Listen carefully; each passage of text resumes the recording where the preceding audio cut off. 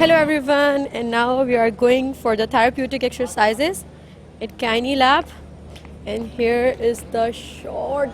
This is for Department of Mechanical Engineering. And यहाँ पे हमारे भाइयों का बहुत ज़्यादा शोर भी है और रश भी है, लेकिन हमें इससे क्या।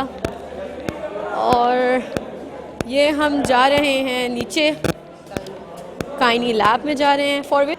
और ये हमारी क्लास बहुत ही टेंशन में नज़र आ रही है, क्योंकि अब इन्हें टेंशन है कि अब हम एक्सरसाइजेस करेंगे कैसे, बिकॉज़ वी आर फिजियोथेरेपिस्ट। नहीं, अभी हम बने नहीं हैं, टेंशन नहीं लेनी, अभी हम बनने वाले हैं। अच्छा, तो अब हम लैब से निकाल दिया गया है या लैब बंद थी हमारी? लैब बंद थी, और क्योंकि कभी खुली ही नहीं, टाइम पे हमेशा लेट खुलती है, हम बस दलील ही होते हैं।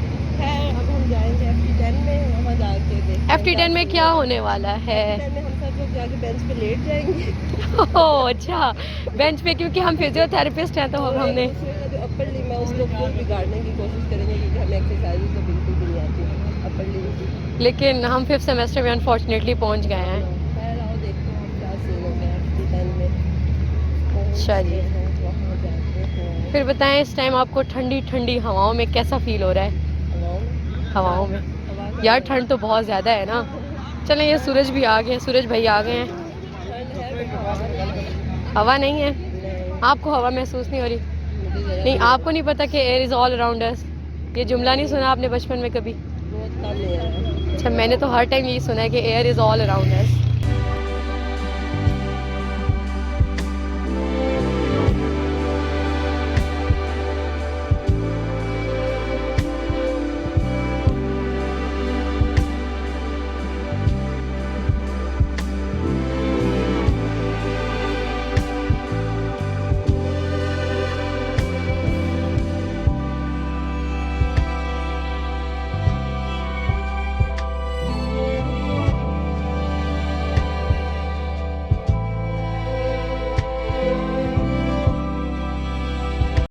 Hello everyone, hope you will be all doing great, and you already know we are in the 5th semester of DPT department, and here is my colleague Noori, and I am Hamra Khan.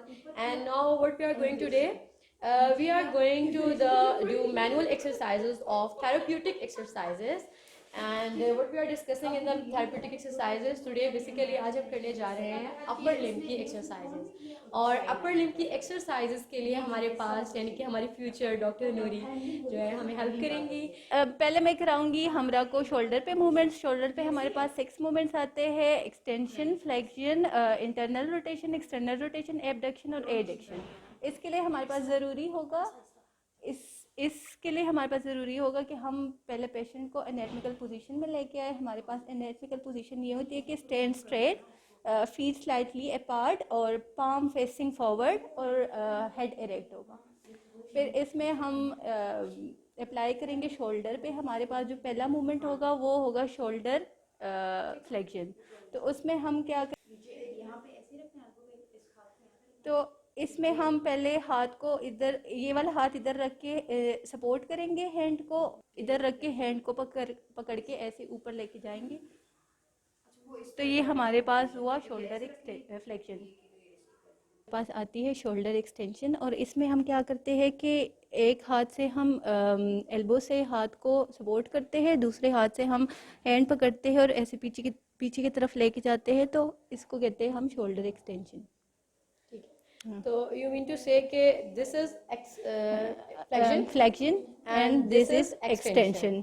So we are done with the 2 movements of upper limb. Next, और फिर आऊँगी shoulder की internal और external rotation. तो इसमें हमारे पास क्या होता है कि इसमें हम कोई भी सपोर्ट देते हैं पेशेंट को। यहाँ जो हमारा शोल्डर जॉइंट होता है, जो हमारा एल्बो जॉइंट होता है, उसके नीचे हम सपोर्ट देते हैं, और वो बिल्कुल सेम लेवल का होना चाहिए जो दोनों जॉइंट्स के बीच में।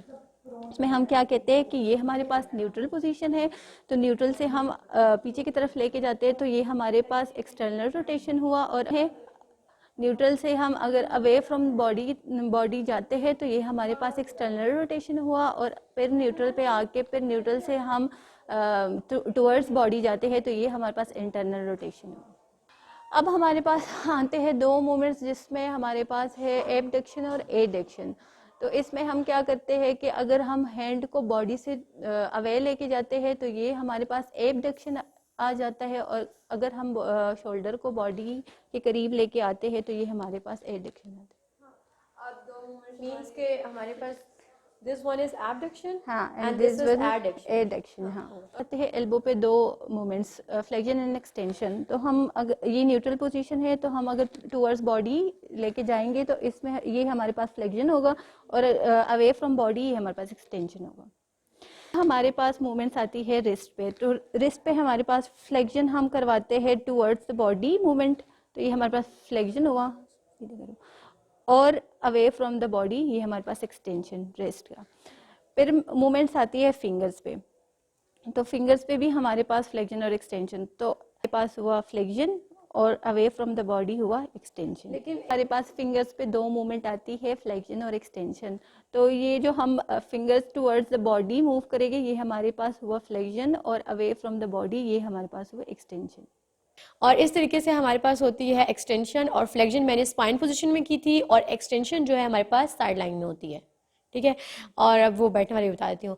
और हॉरिजॉन्टल पोजीशन पे मैंने जो सा की है एडक्शन और एबडक्शन की। एडक्शन का मतलब होता है टू ऐड, यानी कि आप अपनी आर्म की जो मूवमेंट है वो आप शोल्डर के टूवर्ड्स यानी बॉडी के टूवर्ड्स लेके आ रहे होते हो।